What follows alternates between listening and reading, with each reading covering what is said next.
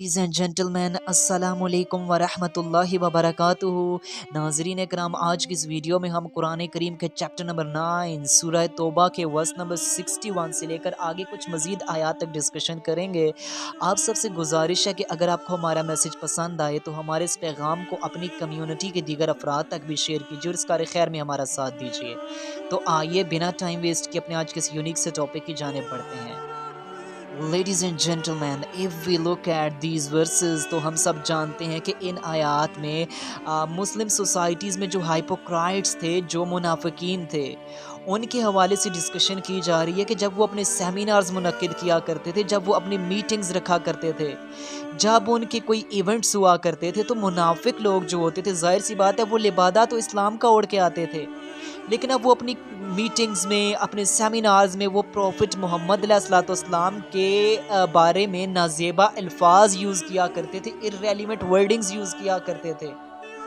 اب اس کے بعد ان میں سے اکثر لوگ جو اس سیمینار میں بیٹھے ہوتے تھے تو وہ تو کہتے تھے اپنے لیڈرز کو کہ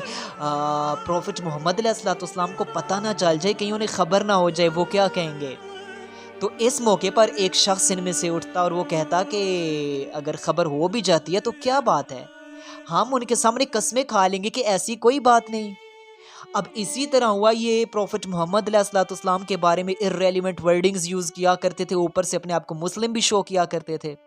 اب جب یہ مسلمز کے پاس چلے جاتے، مسلمانوں کے پاس چلے جاتے، تو ظاہر سی بات ہے اپنے آپ کو مسلم شو کرتے، اور وہاں جا کر پھر اگر اللہ تعالیٰ کی طرف سے پروفٹ محمد علیہ السلام کو وحی بھی آ چکی، تو یہ لوگ کہا کرتے تھے مسلمانوں کو کہ ہم تو اللہ اور اس کے رسول کی قسم کھانے کو تیار ہیں، ہم نے کوئی ایسی بات نہیں کی، ہم نے کوئی ایسی بات نہیں کی، یہ تو مسلم کے سامنے آ کے قسمیں کھا لیتے تھے۔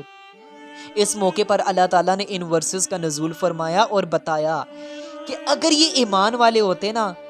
تو مومنوں سے زیادہ انہیں تو اللہ اور اس کے رسول کی رضامندی کی فکر ہوتی، انہیں تو فکر ہوتی کہ اللہ اور اس کے رسول ہم سے ناراض ہو جائیں گے، اللہ تعالیٰ ہم سے ناراض ہو جائیں گے۔ تو لہٰذا یہ قسمیں کھا کر مسلمانوں کو راضی کرنا تو چاہ رہے ہیں، لیکن یہ تو اللہ اور اس کے رسول کو دھوکہ دے رہے ہیں، در حقیقت یہ اپنے آپ کو ہی دھوکہ دے رہے ہیں۔ اگر یہ ایمان والے ہوتے تو یہ اس طرح کی فضولیات میں نہ پڑتے، یہ اس طرح کی فضولیات میں نہ پڑتے۔